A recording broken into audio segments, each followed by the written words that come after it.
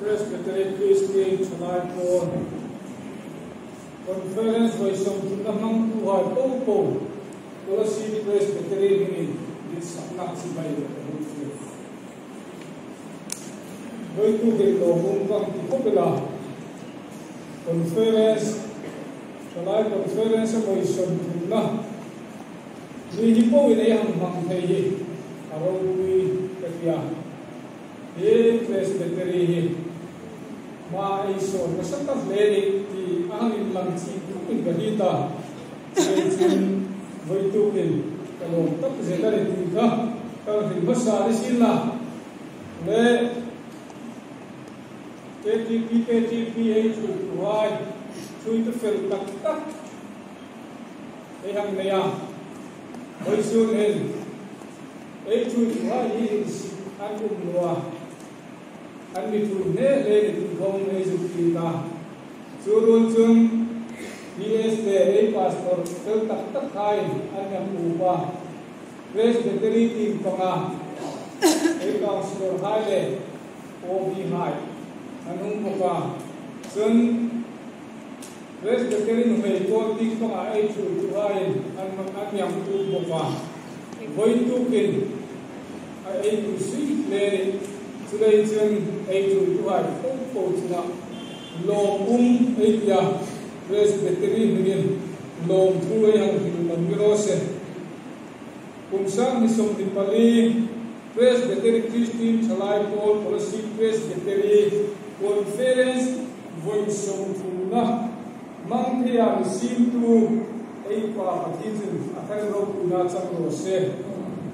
tu pui chata kal din Conference yang mengakhir, menalo pa soal boy, buka pun kaca sembilan paru, tuan katu bayi yang buah, katu ka langsung jokin latah kita, jun marin kanunin lalpa soal boya, menalo pa soal boy kita filhop tuhai popo, lorin untuk sekali, ikovel punya lehar sekarang tak. Mundang kanga Christian hai nei kuba amiru jo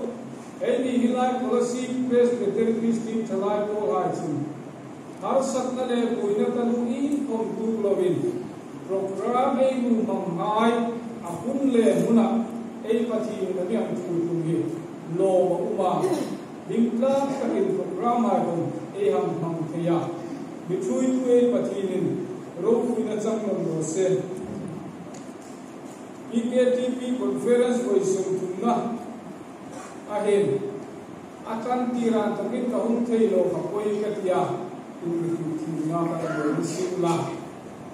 hi policy Presbyterian hi kumsom thum voice thum lai conference lo hamta tuma abulkan tira mi thui tu ha ei thui tu hi hi thei gil ngai lo meita ai chui tu hai nei patokin ki policy Presbyterian Christian Chennai Port afil pe ladingin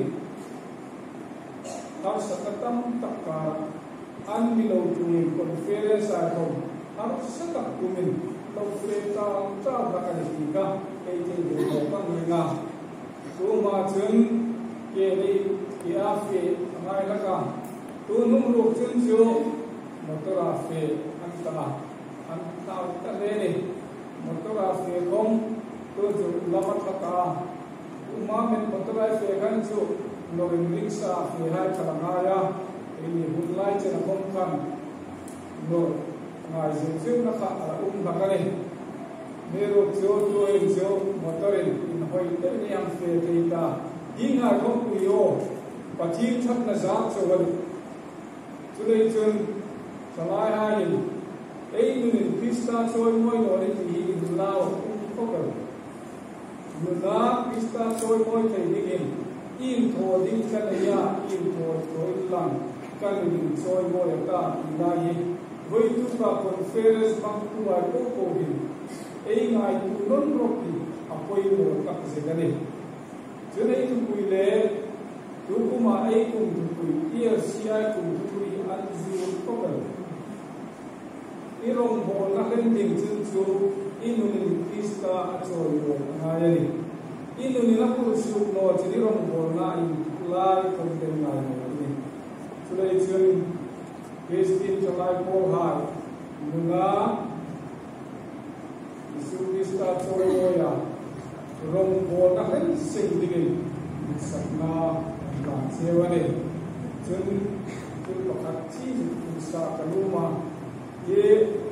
ei bil siung he ei chang kaya kahil kong sing dagan lo nuna Isu Krista ei choi lo na din lam ku pakhat sa ku sa kata chu in na tin ko en thei pato bin su din ka fil chewani ruhin sikul kai lo hai ko din lang in chu ta lo ko ding ti amiru chu in samha amani in buhai na ma amani in chu lai chu in ko ma in singan ti chung hai chu thei pato bin chang la kun ma ji ko la sim press battery su mai to yen bi bi su pe din voice su la conference mang tuai ko bin chang la thar ki bi kan cha sa chewani IAA samani MCA samani anmol engineer doctor bibika serdok thading changla ka IT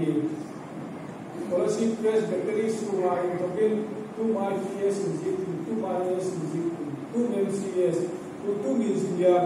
mo citation ke class lo first division high distinction high so wala citation ke class kami pe khadi to kalwa thei pato pin suwa hi press battery sumoi kule lalpa min to su tu ri bi ji bi ko mole milai kasbin cha sa chelu mirose le pato fanisin la orasin Kristin chalai pol hai orasin press battery Kristin chalai pol hai in rong bol na lalpa kun pe ro se che ro me le ni khanin la kan duma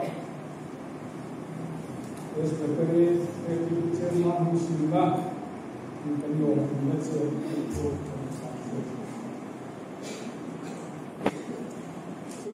kan yo ko sila ki chen ne kan yo ko pe sila na